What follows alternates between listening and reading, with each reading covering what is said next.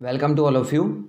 आज हम लोग डिस्कस करने वाले हैं अक्टूबर 2019 का कॉस्ट अकाउंट का जो पेपर महाराजा सयाजीराव गायकवाड़ यूनिवर्सिटी की मिड एग्जामिनेशन में हुआ था उसके बारे में।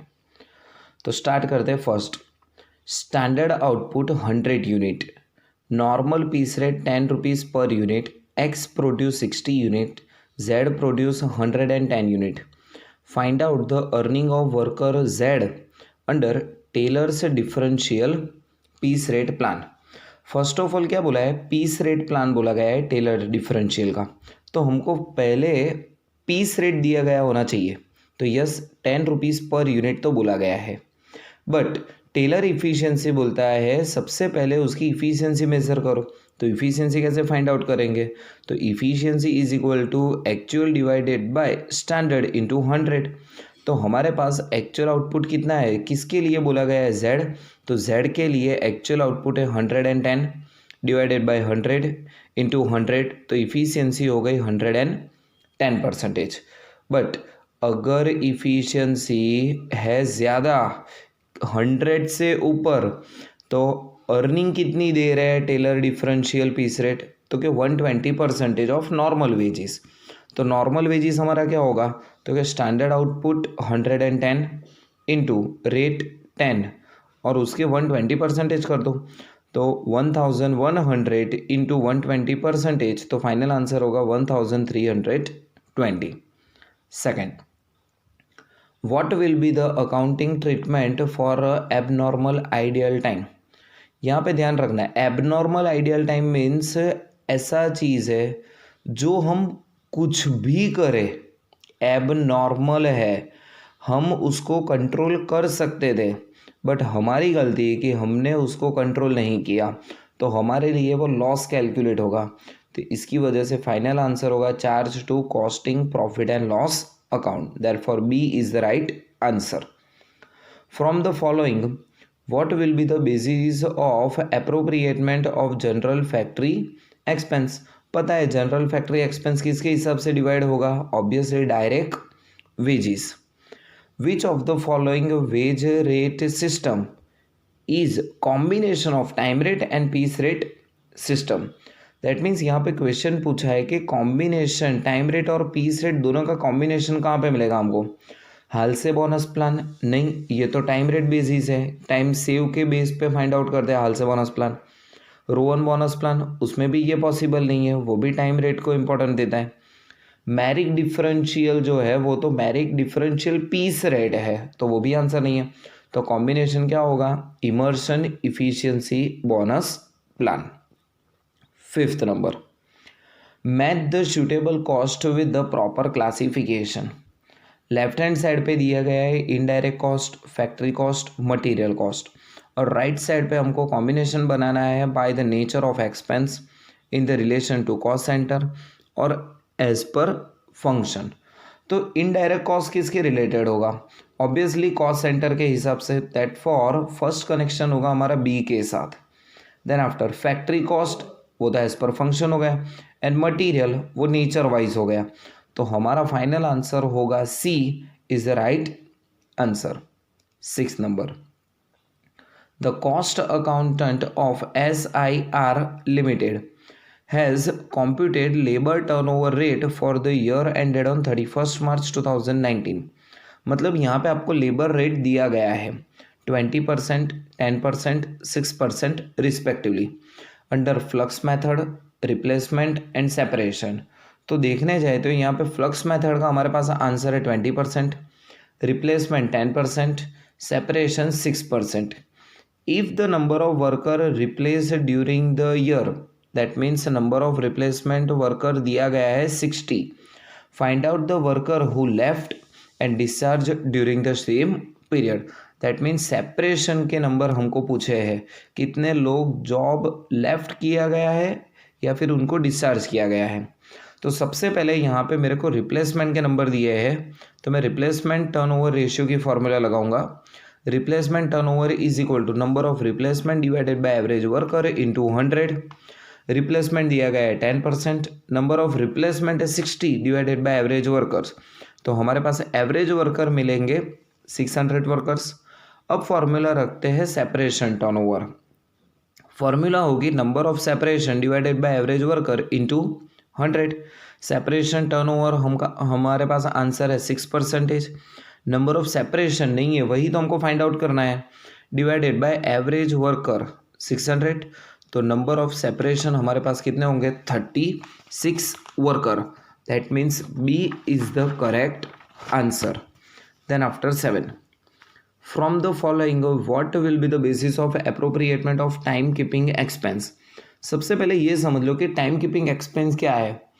कोई भी कंपनी है या फैक्ट्री है, उसके अंदर जो भी वर्कर्स है, जो एम्प्लॉयज़ है, वो जब भी जॉब के लिए आते हैं अपने वर्क ख़त्म करने के लिए, जब वो फैक्ट्री में इन्वॉल्व होते हैं, तब उनका टाइमिंग ड्यूरेशन नोट होता है कि कितने बजे वो लोग एंट्री कर रहे हैं और कितने बजे एग्जिट कर रहे हैं।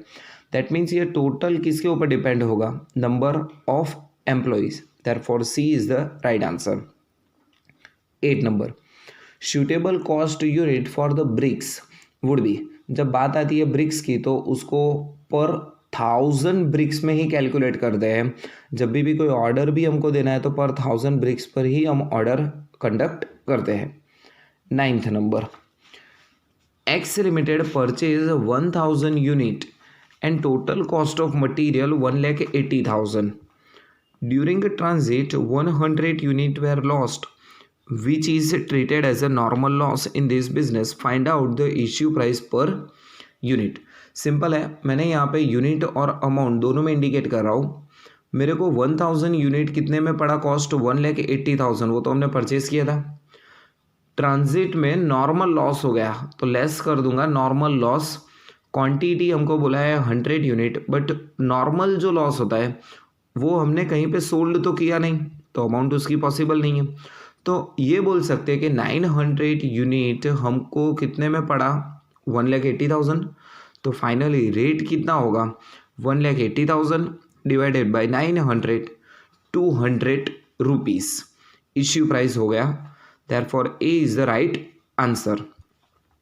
10th number, calculate the issue price per unit for the month of September 2019 under periodic weighted average method. चलो, पीरियोडिक वेटेड एवरेज बोला है, that means amount divided by quantity करनी होगी। बैलेंस दिया गया है 1 सितंबर 2019 को 700 unit at the rate of 24। Again order एक रिसीव्ड हुआ है 5 सितंबर 2019 को 1100 unit at the rate 23 per unit.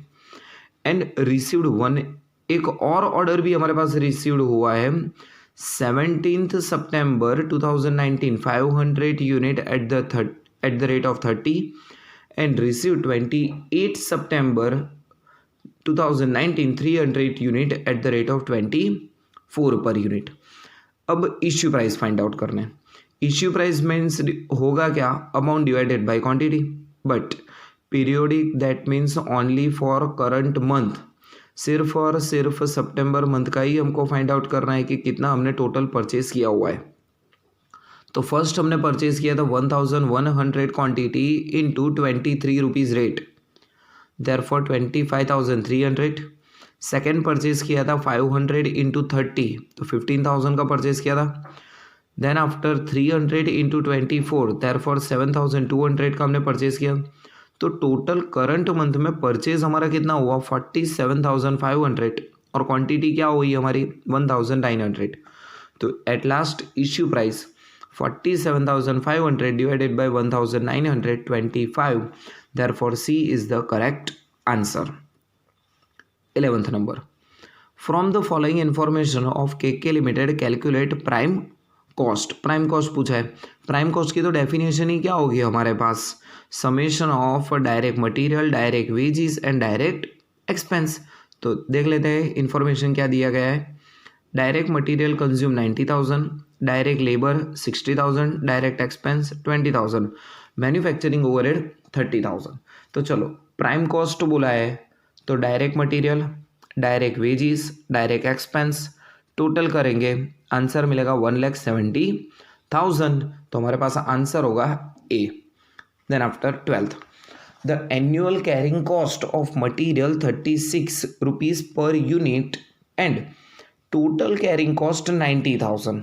यहाँ पे टोटल कैरिंग कॉस्ट दी गई है 90,000 और पर यूनिट कैरिंग कॉस्ट है 36। If there is no requirement safety stock for this material find out economic order quantity that for EOQ हमको find out करना पूछा है। तो फॉर्मूला लिख देते हैं टोटल कैरिंग कॉस्ट की। टोटल कैरिंग कॉस्ट की फॉर्मूला क्या है, EOQ divided by 2 into carrying cost per unit per annum. Total carrying cost हमको यहाँ पे प्रोवाइड की गई है 90,000 इज इक्वल टू EOQ हमको नहीं पता है तो EOQ वैसे ही लिख देंगे divided by 2 into carrying cost per unit per annum है 36। तो पूरा कैलकुलेशन करेंगे तो EOQ का हमारे पास आंसर क्या बचेगा 5,000 यूनिट।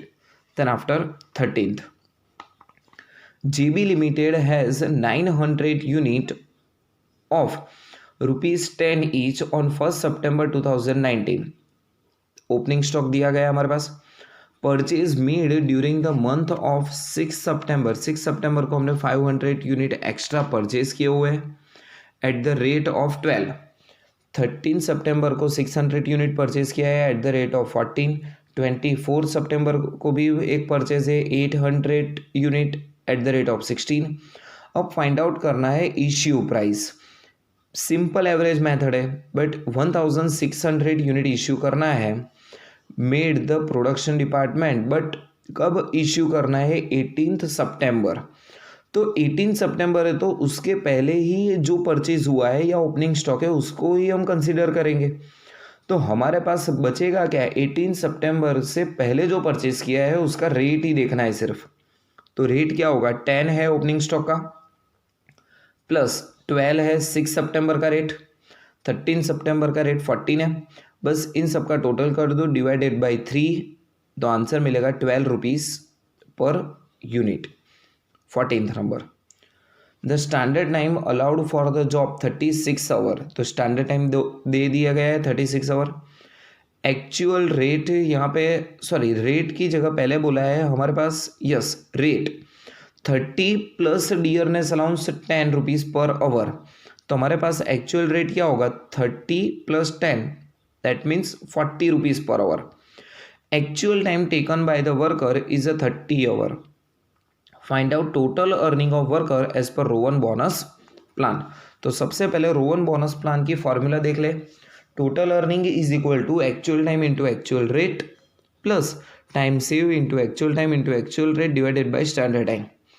एक्चुअल टाइम हमको बोला गया है 30 आवर्स वर्क कर रहा है बंदा into actual rate 40 plus time save कितना होगा तो कि स्टैंडर्ड टाइम 36 बोला है बट एक्चुअल टाइम 30 आवर में ही वर्क फिनिश कर रहा है तो 6 hour time save into actual time 30 into actual rate यहाँ पे 30 लिखेंगे। एक्चुअल रेट यस 40 है बट वो 40 आफ्टर डियरनेस अलाउंस है। जब बोनस इश्यू कर रहे हैं तो बोनस में डियरनेस अलाउंस को कंसिडर नहीं करना है।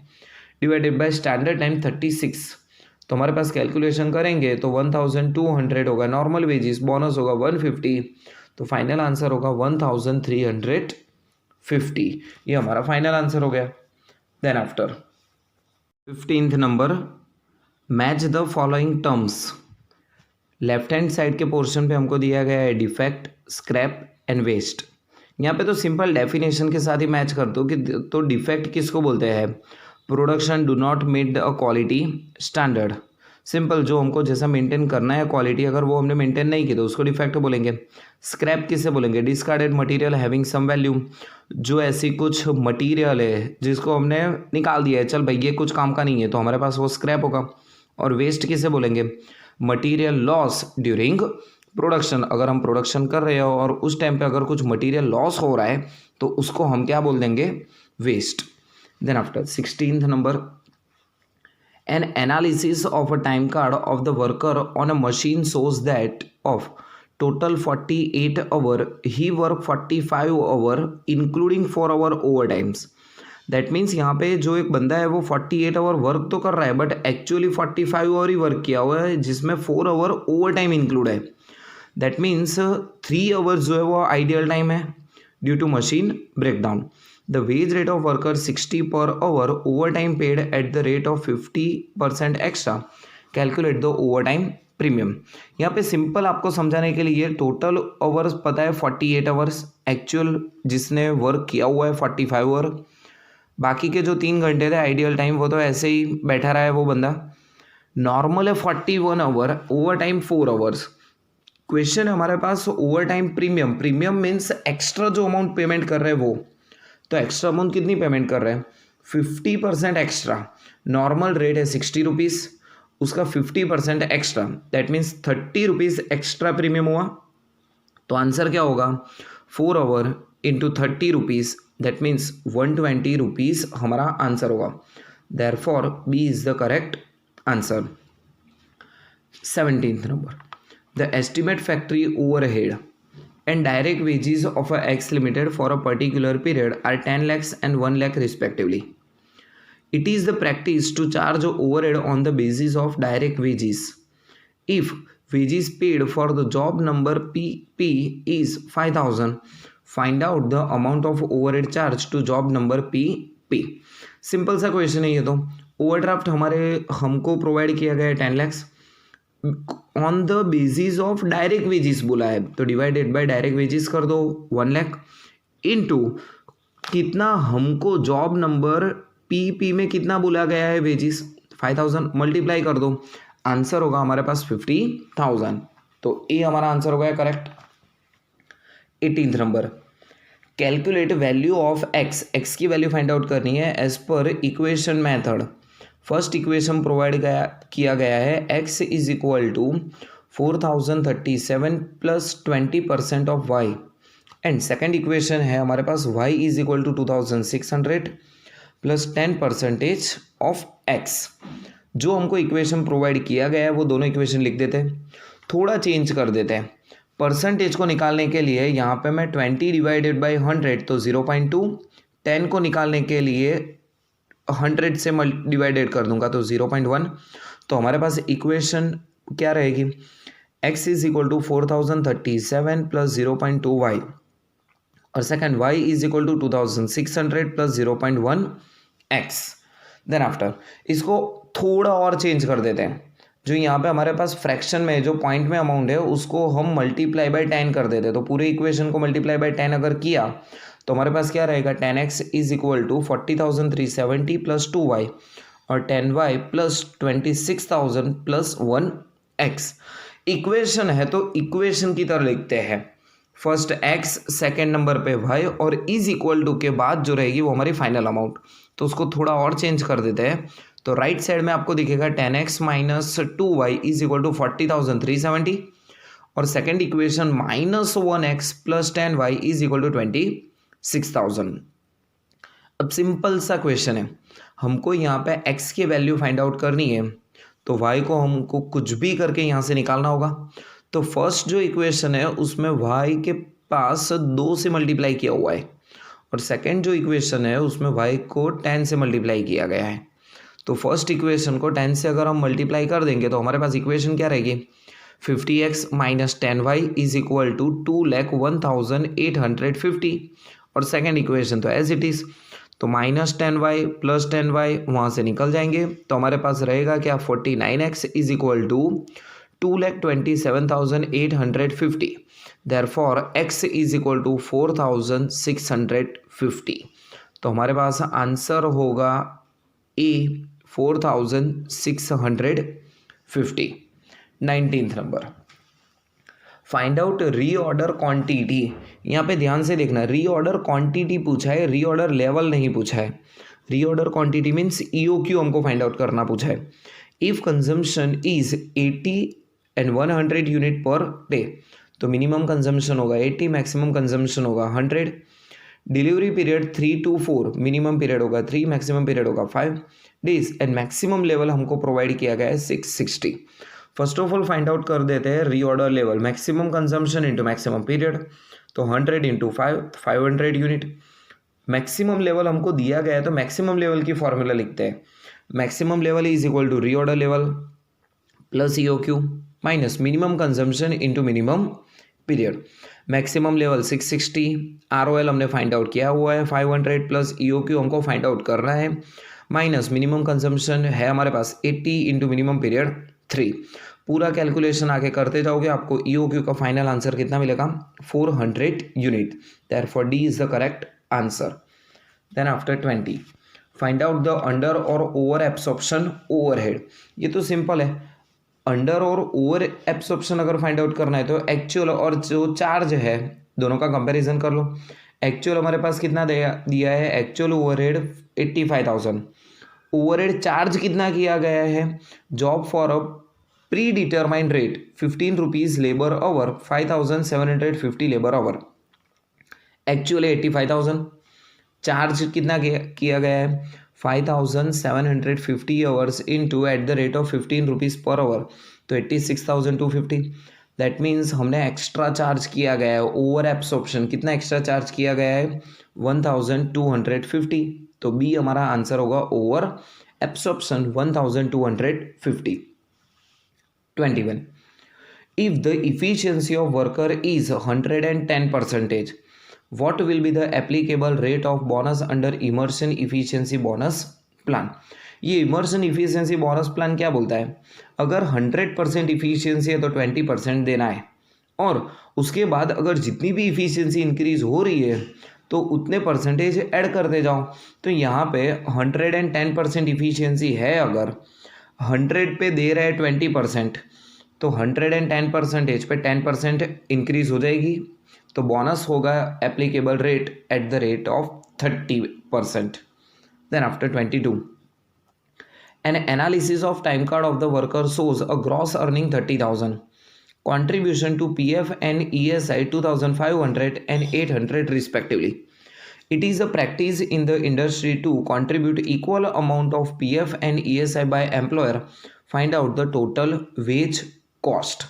तो यहाँ पे टोटल वेज कॉस्ट पूछा गया है, तो आपको करना क्या है, ग्रॉस अर्निंग में सिंपल सा पीएफ और ईएसआई को ऐड कर देना है। अगर नेट अमाउंट पूछा गया है तो ग्रॉस में से पीएफ और ईएसआई की अमाउंट को डिडक्ट कर देना है। तो हमारे पास क्या रहेगा, ग्रॉस अर्निंग 30,000 है, ऐड एम्प्लॉयर्स पीएफ हमने ऐड किया गया है 2,500, ऐड एम्प्लॉयर्स ईएसआई 800, तो टोटल हमारा आंसर होगा 33,300। Therefore E is the correct answer. 23, the summation of indirect material, indirect labour, indirect expense, ये तो सोचने की बात ही नहीं है, समेशन है इनडायरेक्ट मैटर का, तो हमारा आंसर होगा overhead. Then after factory overhead for the year 1,50,000, direct labour hour 500 hour, direct machine hour 2,500 hour. तो यहाँ पे find out the over absorption rate under machine hour rate. अगर हम कैलकुलेट करते हैं यहाँ पे मशीन आवर रेट तो कितना होगा, तो कि फैक्ट्री ओवरहेड 1,50,000 है, डिवाइडेड बाय जो भी मशीन आवर है उसको डिवाइडेड कर दो 2,500, तो हमारे पास आंसर क्या रहेगा 60 रुपीज़ पर hour. Therefore B is the right answer. Then after 25th number, match the following, cost accounting standard 3, cost accounting standard 7, cost accounting standard 6। अब इसको मैच करना है किसके रिगार्डिंग है, तो कॉस्ट अकाउंटिंग स्टैंडर्ड जो 3 है वो तो पता है कि ओवरहेड के रिलेटेड है, कॉस्ट अकाउंटिंग स्टैंडर्ड जो 7 है वो पता है एम्प्लॉय कॉस्ट के रिलेटेड है, और कॉस्ट अकाउंटिंग स्टैंडर्ड 6 है वो मटेरियल कॉस्ट के रिलेटेड है। तो यहाँ पे हमारा कौन सा आंसर मैच कर रहा है, A is the right answer. 26, in respect of the receipt and issue of material stock, receipt और इश्यू मटेरियल स्टॉक में क्या सही है, bin card contain both quantitative and monetary value of material, तो wrong, bin card only shows a quantitative not a monetary value, तो ये तो हमारा फॉल्स हो गया। Second, store ledger contain only quantitative record of material, तो wrong, store laser दोनों show कर रहा है क्वांटिटेटिव प्लस मॉनिटरी, तो दोनों हमारे पास रॉन्ग होगा। देयरफॉर करेक्ट आंसर होगा हमारा A, both 1 and 2 is false.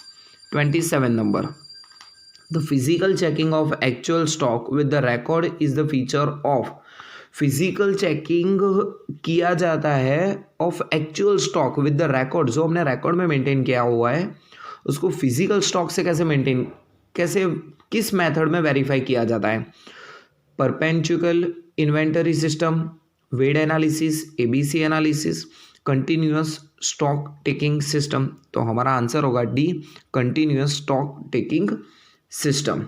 28, X Limited has a 3 department in the factory. Department P occupies area 4,000 square feet. Department Q occupies area 5,000 square feet.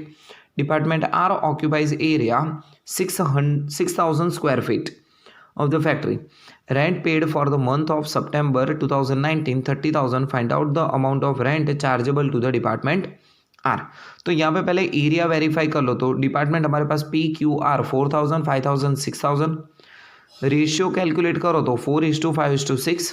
अब department are का हमको यहाँ पे पूछा है, तो डिपार्टमेंट आर का 30,000 टोटल है, तो आर का रेशियो क्या होगा 6/15, तो आंसर होगा 12,000, तो बी आंसर होगा। Generally toys manufacturing industry follows, जब टॉयज तो सिमिलर प्रोडक्ट है तो ऑब्वियसली बैच कॉस्टिंग अप्लाई होगा यहाँ पे। And at last 30, objective of the cost accounting are to ascertain cost. Yes, objective है हमारे पास कॉस्ट अकाउंट का कि ascertain the cost and cost control, yes वो भी है। तो हमारे पास पूछा गया है फॉल्स है कि ट्रू है, तो ऑब्वियसली हमारे पास दोनों ऑब्जेक्टिव अचीव करना है कॉस्ट ऑब्जेक्टिव में, तो हमारे पास फाइनल आंसर होगा B, both 1 and 2 are true. तो ये था हमारे पास जो भी पेपर था पूरा अक्टूबर 2019 with a solution. All the best.